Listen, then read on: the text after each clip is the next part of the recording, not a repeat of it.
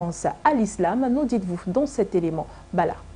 Depuis son indépendance, la Tunisie a toujours été définie selon la Constitution comme un État libre, indépendant, souverain et l'islam étant sa religion.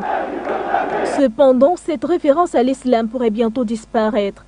C'est du moins ce qu'a déclaré le juriste Sadok Belaïd, en universitaire nommé par le président tunisien Kais Saïd, comme coordinateur de la commission chargée de rédiger une nouvelle constitution. De ce qu'il en est du nouveau régime, le président de la commission pour la nouvelle république, Sadok Belaïd, avait déjà fuité qu'il n'y aura pas de pouvoir judiciaire et bien sûr que le pouvoir judiciaire ne serait qu'un simple secteur sur le contrôle et la supervision du pouvoir exécutif.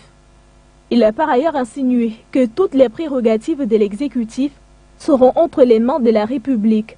Sadok Belaïd avait expliqué que le régime parlementaire ne sera ni présidentiel ni parlementaire. Nous avions un régime présidentiel corrompu depuis. Je suis bourguibiste dans l'âme, mais le régime bourguibiste a échoué. Et c'est aussi le cas pour le régime actuel. Maintenant, nous ne voulons pas de ce régime présidentiel ni parlementaire.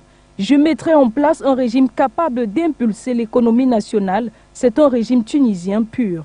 Selon l'expert juridique, la suppression de toute référence à l'islam est de bonne guerre, dans la mesure où elle permettra de combattre les partis d'inspiration islamiste qui, selon lui, sont des agents de nombreuses puissances étrangères.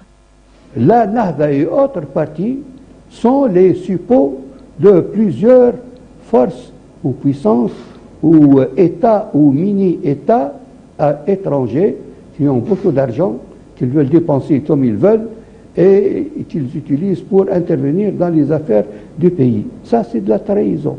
Dans un autre contexte, Sadok Belaïd a indiqué que le premier chapitre de la Constitution sera consacré au mécanisme de la relance économique. Rappelons que la Constitution de 2014 n'avait pas accordé l'importance nécessaire au volet économique. Merci Bala. Dans l'actualité malienne à présent.